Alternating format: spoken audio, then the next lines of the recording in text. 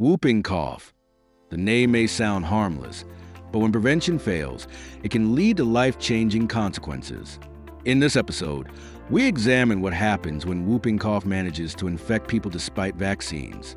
We'll look at real numbers, recent outbreaks, and the complications, especially in infants and vulnerable groups, that make this disease dangerous.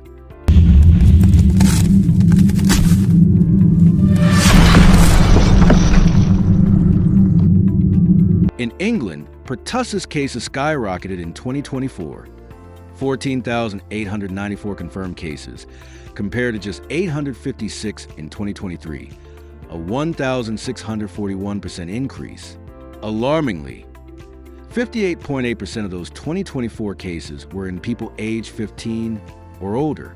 Infants under 3 months, who are too young to be fully vaccinated, recorded 433 cases in 2024.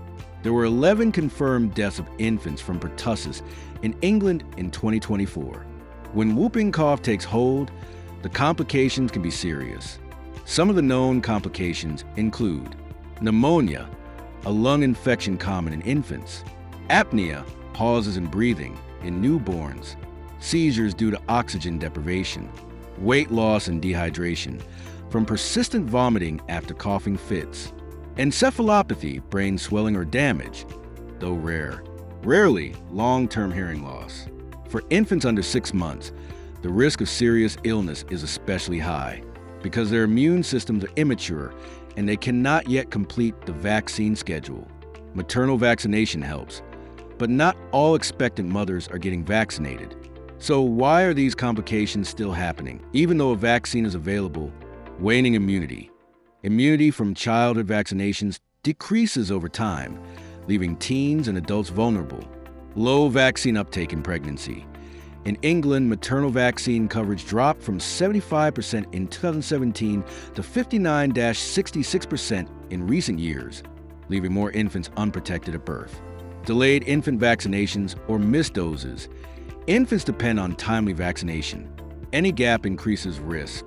Misdiagnosis or delay. Early symptoms look mild like a cold, so diagnosis may be delayed until complications develop. The real cause of complications isn't just numbers, it's lives changed forever. In 2024 in England alone, we lost 11 infants to pertussis. Most of these were too young to have full vaccine protection. Behind each case is a burden. Parents watching their babies struggle for breath, hospital stays, medical expenses, long-term care. And even when infants survive, complications like pneumonia or apneas can lead to further health problems or developmental delays. Preventing these complications means strengthening prevention. Maternal vaccination, getting the pertussis vaccine during each pregnancy, usually between 16 to 32 weeks in the UK, to transfer antibodies to the baby before birth. This has been shown to be about 91% effective at preventing infant deaths from pertussis in recent UK data. Timely infant vaccination, ensuring doses at 2, 3, and 4 months or per national schedule are not delayed or missed. Boosters for older children, teens, and adults to reduce the risk of infection and transmission. Awareness, recognizing the early mild signs, getting diagnosis and treatment quickly if symptoms worsen. Whooping cough complications are preventable, but only if we don't take protection for granted. With rising cases and sometimes tragic outcomes, prevention isn't optional. Talk to your doctor or midwife if you're pregnant. Check that your baby's vaccines are on schedule.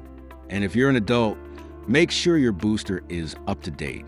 In our next episode, we'll look at global trends and what public health can do to stop these outbreaks before they get worse. If this episode gave you insight, hit like, share this with someone who needs to know, and subscribe so you don't miss the next one. Knowledge saves lives.